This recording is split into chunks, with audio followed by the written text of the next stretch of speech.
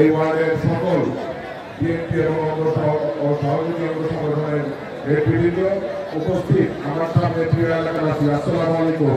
সময় সংক্ষিপ্ত, আমার আজকে একটু বিলম্ব হয়েছে, সেই জন্য আমি দুঃখিত, কারণ আরো প্রোগ্রাম ছিল এবং আরো একটি প্রোগ্রাম আপনারা জানেন যে আমরা কমিটিও কিছুদিন আগে হয়েছে, আমাদের দেশ তারেক রহমানের পক্ষে আমরা বড় ইফতারের আয়োজন করেছি মাননীয় কাজীপুর মহানগর বিভিন্ন স্থানে। সেই বড় ইফতার কমিটিতে হয়েছে, পূর্বে গাজীপুরের জগৎপুরে হয়েছে, বাছাই হয়েছে, এখন বাসনে চলমান আছে। সেখানেও আমার যাওয়ার কথা ছিল, কিন্তু রাস্তায় প্রচুর ট্রাফিক জ্যাম, সেই জন্য আমরা হয়ে যেতে পারি নাই, আপনাদের এখানে চলে আসছি। প্রিয় এলাকাবাসী, আজকে আমরা এখানে যে একত্রিত হয়েছি এই ইফতার মাহফিলে, আপনারা একটু চিন্তা করে দেখবেন যে গত বছর আমরা কিভাবে ইফতার পালন করেছি।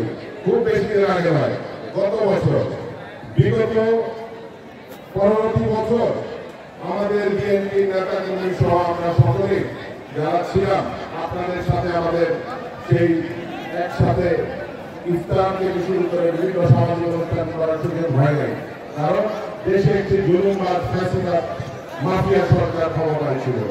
5 তারিখ পরবর্তী সময়ে আমরা এখন মানুষের কাছে যেতে পারছি, আপনারা আমাদের কাছে আসতে পেরেছেন।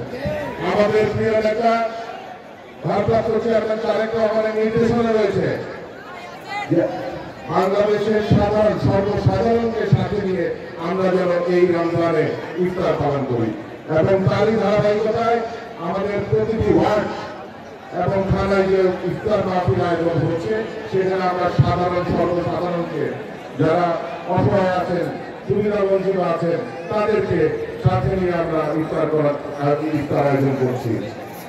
আমরা আগামীতেও ইনশাআল্লাহ বিভিন্ন জনকল্যাণমূলক কাজে আপনারা বিএনপিকে পাশে পাবেন, আমাকে পাশে পাবেন। এখানে নেতৃবৃন্দরা উল্লেখ করে গেছেন যে আপনাদের প্রান্তীয় নেতা, মাটির মানুষের নেতা অধ্যাপক মাদান সাহেব, যিনি এই স্কুল, এই যে আমাদের সামনে যে বিল্ডিং, সেই স্কুল উনি বিজ্ঞান ভবন তৈরি করে দিয়ে গিয়েছিলেন যিনি মন্ত্রী থাকা অবস্থায়, এবং এই মাঠ ভরাট করার কাজ উনি করে দিয়ে গিয়েছিলেন। এছাড়াও অনেক উন্নয়নমূলক কাজ উনি করেছেন।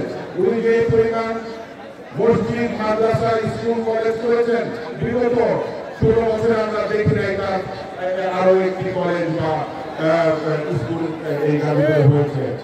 তো আপনারা তাকে ভোট দিয়ে আবার নির্বাচন করেছিলেন, মেয়র বানিয়েছিলেন, কিন্তু মেয়র থাকাকালীন অবস্থায় তাকে আপনারা জানেন যে মিথ্যা মামলা দিয়ে 34টি মিথ্যা মামলা দিয়ে তাকে কারাবন্দী রাখা হয়েছিল, সেখানে এবং আপনাদের এলাকাবাসীকে উন্নয়ন থেকে বঞ্চিত করা হয়েছিল। আজকে আমি বলতে চাই যে উনি আমাদের মাঝে নেই, কিন্তু আমি ওনার কাজগুলো এগিয়ে নিয়ে যাচ্ছি।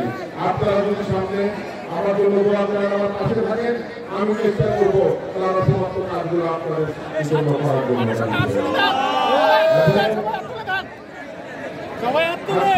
যেহেতু এখন কিছুক্ষণের মধ্যে আজাদ দেবে, আমি আর আমার বক্তব্য দীর্ঘায়িত করছি না। আপনাদের সকলের কাছে আমি আমার পরিবারের জন্য দোয়া চাচ্ছি।